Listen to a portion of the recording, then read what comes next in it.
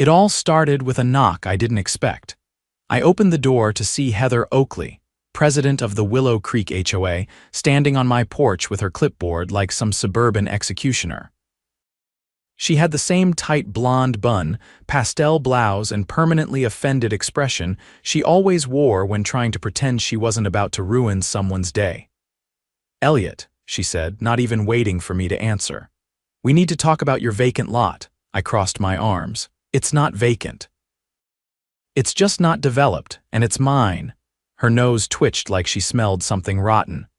"Well, yes, technically, but the HOA board voted to approve new construction on it. 2 new homes. It's part of our Phase 3 expansion plan." I blinked. "You're joking." She flipped a laminated map toward me. Sure enough, 2 full lots had been carved out of my half-acre parcel, both labeled with new addresses. I had bought that land years ago, paid cash too. I'd planned to build a workshop and maybe a small guest house someday. But I hadn't given anyone permission to build a thing. "You can't build on land you don't own," I said, pointing to the map. "This is mine, Heather, you know that." She smiled like I just told her I was allergic to air. "Elliot, the HOA has eminent domain authority for community infrastructure and development. You didn't respond to our letters, so the board voted to proceed." "I never got any letters. They were mailed. We have records. Show me. They're in our office." "You can request copies in writing." That's when I knew something was off. Heather wasn't just bluffing, she was trying to steamroll me. So I let her leave, then grabbed my property deed, tax records, and the original survey I'd gotten when I bought the place 4 years earlier. Everything was still in my name. No easements, no transfers, nothing. 2 weeks passed. I came home from a business trip and nearly crashed my truck when I pulled into the neighborhood. 2 homes. Fully framed, already roofed, sitting right on my land like they'd always been there. Construction crews in neon vests were walking around like they owned the place. One of them had even parked a portable toilet right next to the oak tree I planted when my dad passed. I parked, stormed over to the nearest guy, and asked who hired them. He said, "We were contracted by the Willow Creek HOA, got the permits and everything." I asked to see the permit. He pointed me to a laminated sheet stapled to a wooden stake. The permit listed the Willow Creek HOA as the developer, but nowhere on it did it say they owned the land. I didn't argue. I took photos, every angle, every document. Then I went back to my house and called a real estate attorney I'd gone to college with. Took him about 3 hours to confirm what I already knew. The HOA had 0 legal right to that land, so I filed a cease and desist. Sent it directly to the HOA's registered agent and posted a copy on both half-built houses. Next morning, I woke up to find them torn down. Just kidding. Instead, I got a letter on HOA letterhead saying I was being fined for obstruction of community development and interference with approved construction. $5,000. That's when I stopped playing nice. I installed cameras, drones. Even hired a surveyor to mark out the exact boundary lines with bright orange stakes. Everything showed those homes were on my land, and now I had video proof of them trespassing daily to work on them. But Heather, she doubled down. When I confronted her at the next HOA meeting, she said, "Elliot, the board voted. You're resisting progress. If we let everyone hoard land, we wouldn't have a community. We'd have chaos." I stood up, held my deed in the air, and said, "You didn't just break HOA rules. You built 2 homes on private property. That's called theft. You're going to regret this." She rolled her eyes. But what she didn't know, I'd already filed a criminal complaint, and the building inspector, he was coming back with backup. The next morning, I was already sitting in a folding chair across the street from the 2 half-built homes when the city inspector's truck rolled up. This time, he wasn't alone. A second vehicle pulled in behind him unmarked, but the man who stepped out wore a badge on his belt and a look like he hadn't had his coffee yet and was already over it. I stood and waved them down. The inspector, a guy named Morales, had reviewed the footage I sent him the night before.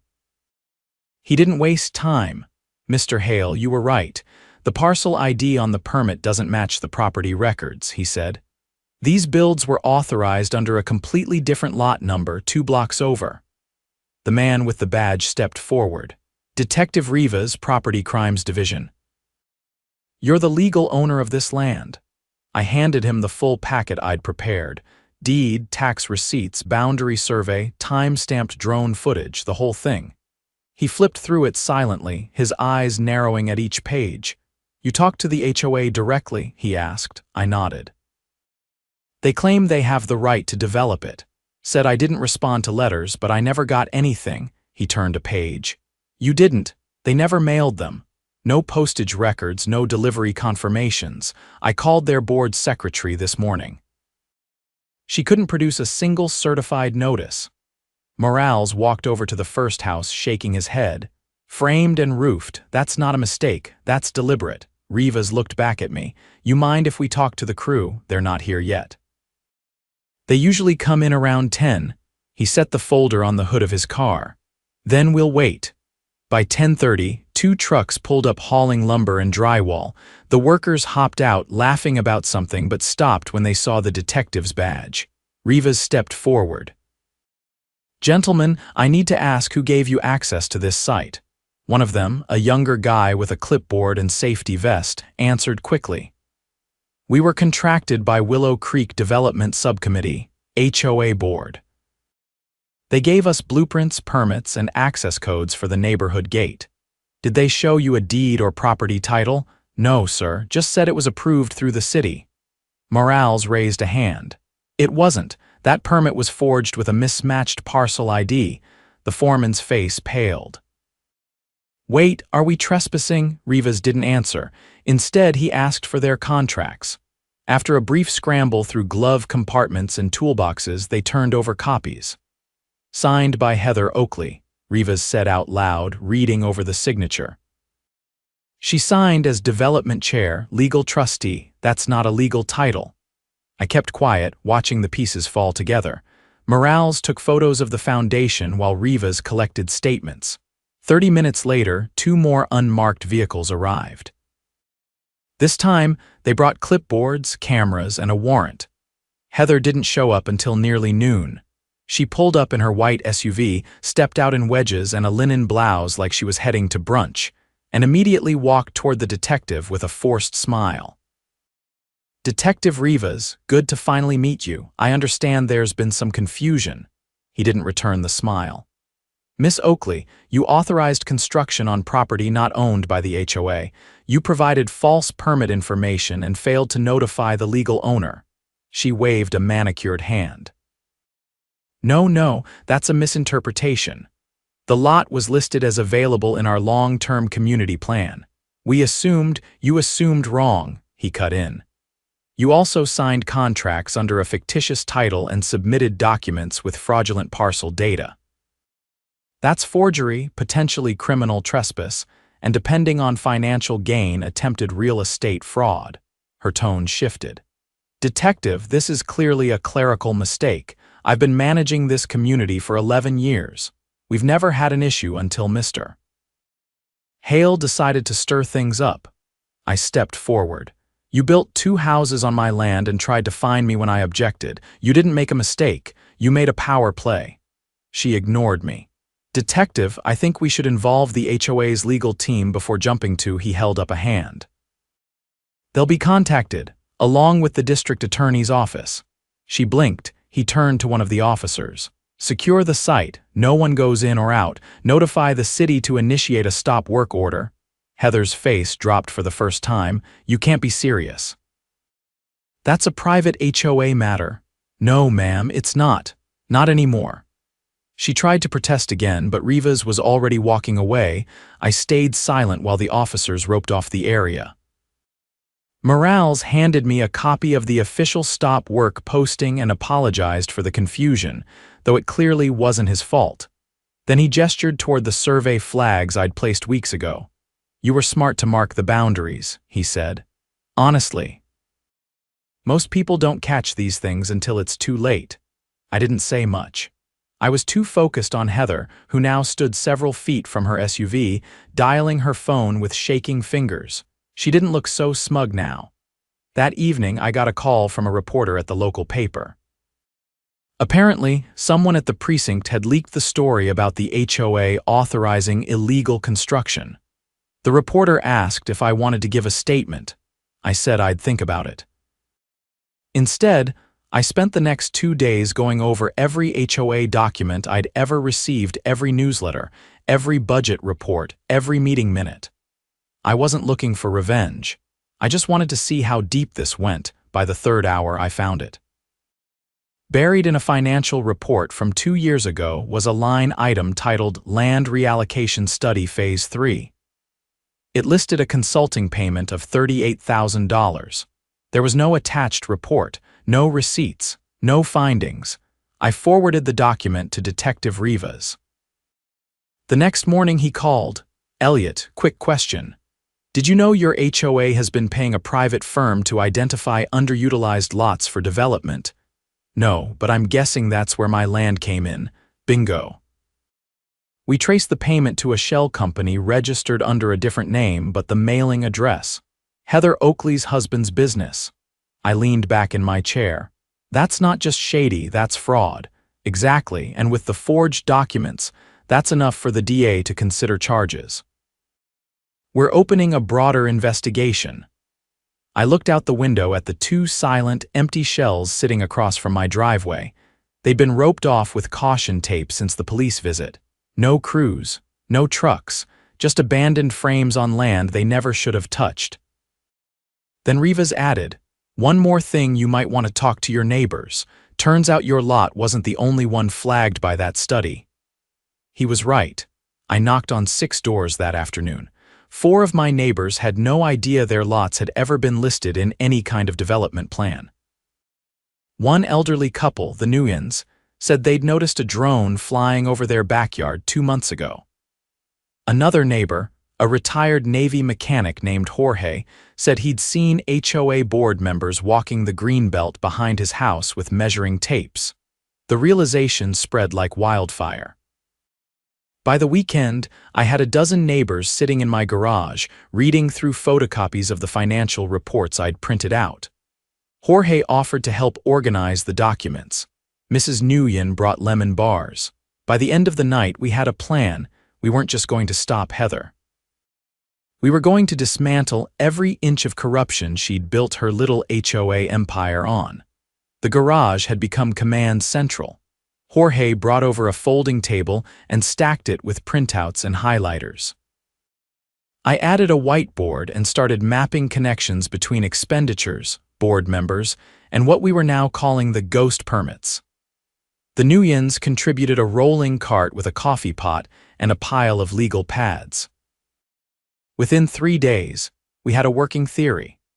Heather and 2 other board members had been funneling HOA funds into personal development projects by targeting overlooked or undeveloped lots, disguising the transactions behind community improvement initiatives.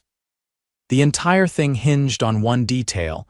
Most homeowners never questioned the budget line items because the documents were buried in quarterly packets no one read. But the amounts weren't pocket change. We traced over $112,000 in consulting fees spread across various shell companies, each linked to either Heather's husband, the HOA treasurer's cousin, or a real estate agent who'd been quietly flipping homes in the neighborhood. I compiled everything into a digital folder and scheduled a meeting with the assistant district attorney. She took one look at the flowchart and asked if I could testify under oath. That same afternoon, 2 unmarked sedans parked outside Heather's house. She wasn't home, but the officers stayed until someone inside finally opened the door. An hour later, her husband came out, face tight, and handed over a laptop and 3 boxes of files. The next morning, the entire neighborhood woke up to city crews posting notices on every HOA-owned structure: the pool, the clubhouse, the office annex. Each sign read, "Under audit access restricted." People started talking. Not just in whispers, but loudly, across driveways, over fences, in the checkout line at the local grocery store. It wasn't gossip anymore, it was outrage. At noon, I got a call from the HOA vice president, a man named Darren who had somehow managed to stay invisible through most of this. He asked to meet in person to discuss a resolution. I told him to come by the garage. He showed up 15 minutes later, hands in his jacket pockets, eyes darting like he expected to be ambushed. I didn't offer him a chair. "How deep are you in this?" I asked. "I didn't know everything," he said. "They kept most of the approvals between the finance subcommittee and Heather. I just signed what was in front of me." "That excuse isn't going to hold up. You authorized the architectural review for those 2 homes." "That means you knew where they were being built," he hesitated. "I thought it had already been settled. Heather said you'd agreed to it months ago." I stared at him until he looked away. "She told us you were holding the land as a tax dodge. That you'd signed a waiver years ago and just didn't want it on record." "There is no waiver. There never was." He shifted, clearly uncomfortable. "Look, I'm willing to testify. I kept copies of the internal memos. Some of them show she altered board minutes after meetings." "I can prove it." That caught my attention. "You'd better be telling the truth." "I am. I'll send you everything I have." He left in a hurry. By that evening, I had 23 PDFs sitting in my inbox, internal communications, scanned receipts, and 2 voice memos.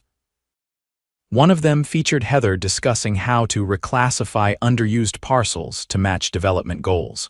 Her exact words: "If we wait for every homeowner to agree, we'll never get anything done. Sometimes you have to build first and apologize later." I sent it all to the assistant DA. The following week, subpoenas went out to every board member. Heather was served at a nail salon on Main Street. Her public meltdown made it onto 3 different neighborhood Facebook groups. The post with the most likes simply said, "Turns out Queen Karen isn't above the law." With the board in chaos, the HOA called an emergency general meeting. Residents packed the community center so tightly that people were standing in the back and sitting on windowsills.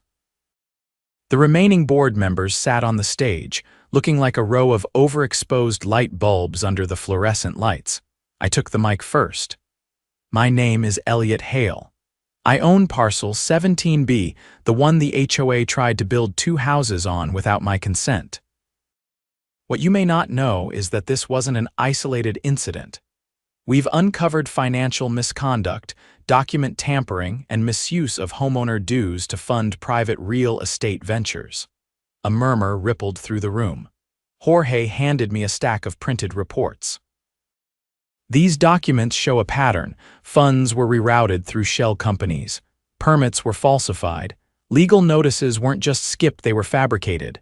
This wasn't incompetence. It was theft, and they used our money to do it." Someone in the audience shouted, "Can we sue them?" Another voice added, "What about getting our dues back?" The assistant DA, who had agreed to attend, stepped forward. "We're actively investigating multiple charges, including fraud, misappropriation of funds, and criminal trespass.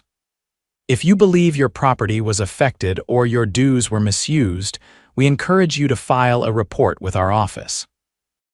Criminal proceedings are already underway." The treasurer tried to interrupt but was drowned out by a barrage of questions. Heather was noticeably absent. By the time the meeting ended, a petition had been signed by over 80% of the homeowners to dissolve the current HOA board. A temporary oversight committee was voted in, with Jorge selected as interim president. The next morning, demolition crews arrived to begin disassembling the 2 houses built on my land. City officials had deemed them non-compliant and unsafe, and since they were built without legal foundation permits, they couldn't be salvaged. I watched from my porch as walls came down, section by section, until nothing was left but a pile of lumber and a single splintered toilet seat. I didn't feel triumphant. I felt vindicated, but the best part came 2 days later. A letter arrived from the city. The HOA had officially lost its development license. All future building projects were frozen pending a full audit of their assets. And then, something unexpected. Residents started showing up at my door. Not to complain. To help. The Nuyans brought over seedlings and offered to help me replant the oak tree that had been damaged during construction. A retired contractor down the street offered to help pour a new foundation for the workshop I'd always planned. Even the teenage kid who used to skateboard past my truck knocked on my door and offered to help clear the debris. The community that Heather had tried to manipulate into silence was wide awake now and angrier than ever. But they weren't focused on revenge. They were focused on rebuilding together. A week later, I stood on my lot, looking at the cleared space where the illegal houses had once stood. Jorge walked up, holding 2 mugs of coffee. "You ever think about running for the new board?" he asked. I laughed. "Not in a million years," he shrugged. "Might be good to have someone who knows how to read a deed." I took the coffee. I already did my part. "Let someone else take it from here," he nodded.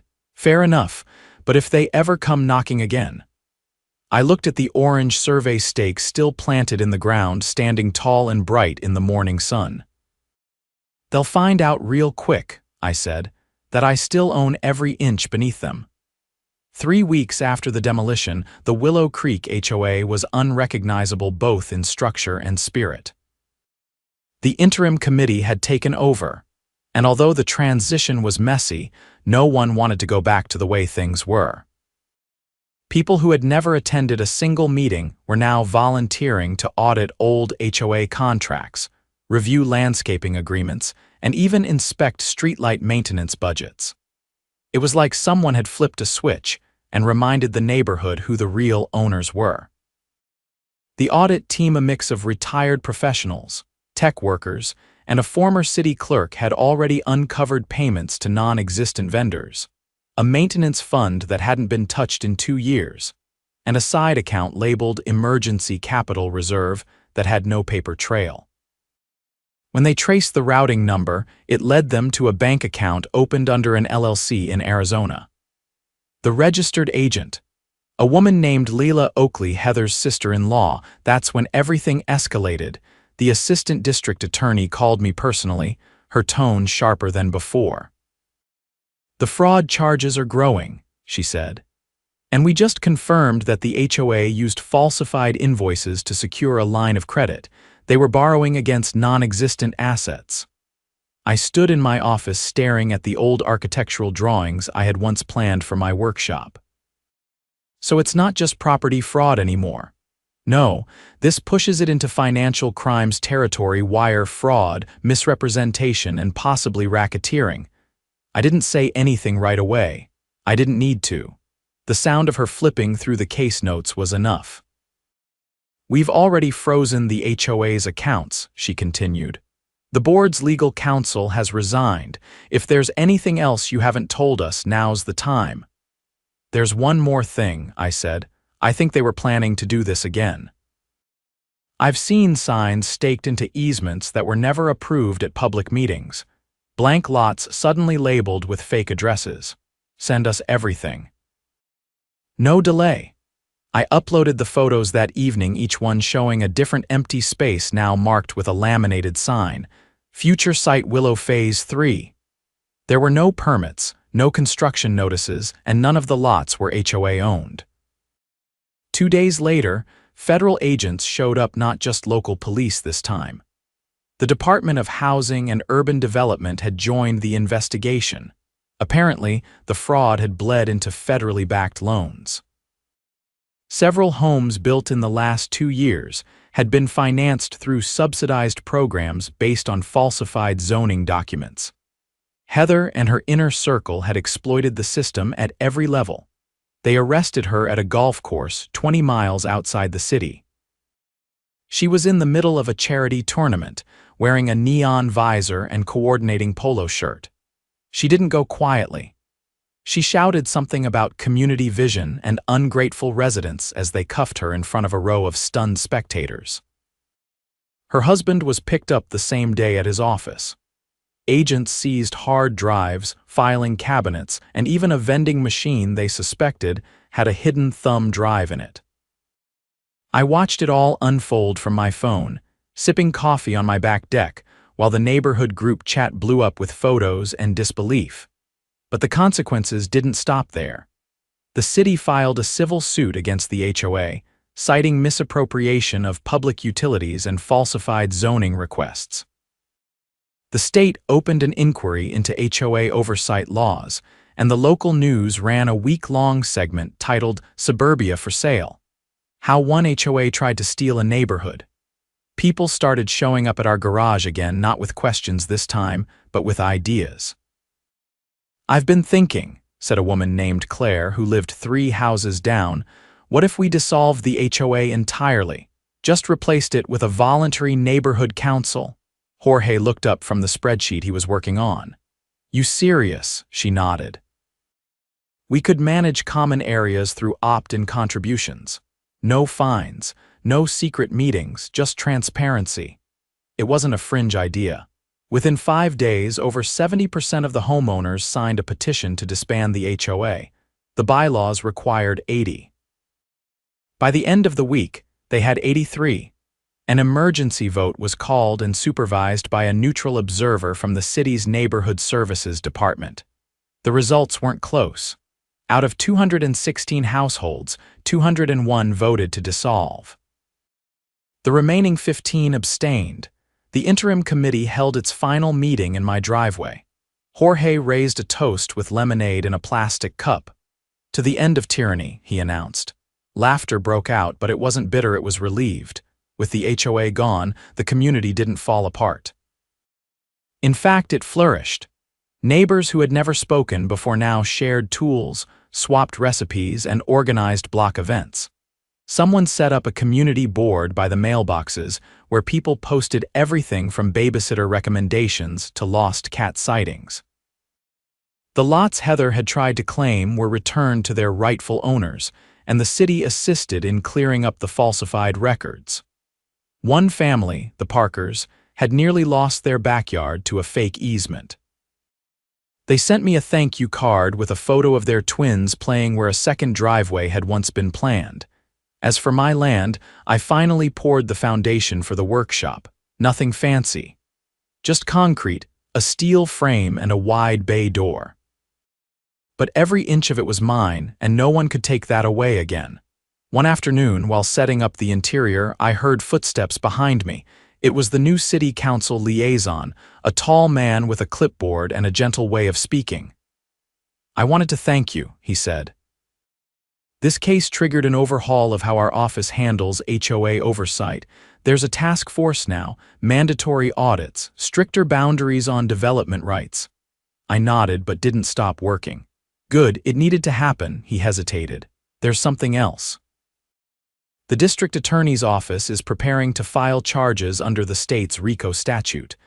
They believe the HOA board met the criteria for an organized fraud ring. That caught my attention." "You mean like mob charges?" he nodded. "Same law, different crime." "If the court agrees, it could mean longer sentences, restitution, possibly even asset seizure." I didn't need to ask whose assets. Before he left, he added, "When they write about this someday, you'll be the reason it changed." But I didn't care about that. I cared that no one else would wake up to find strangers building on their land, backed by a system that was supposed to protect them. That fall, the neighborhood held its first harvest block party in 15 years. No permits, no board. Just tables of food, music from a Bluetooth speaker, and kids running wild through yards that no longer had invisible fences drawn by power-hungry neighbors. Claire brought cider. Jorge grilled ribs. The Nuyans taught a dozen people how to make egg rolls under a tent someone borrowed from work. As dusk settled in, someone handed me a paper plate piled high with food and nodded toward the old community center, now shuttered and padlocked. "Ever think about turning that place into something useful?" they asked. I looked at it. "Like what?" "Tool library, garden co-op, maybe a makerspace." "Something for everyone." I didn't answer right away, just watched as a group of teenagers chalked a hopscotch grid across the sidewalk, laughing louder than the music. "Yeah," I said, "that sounds just about right."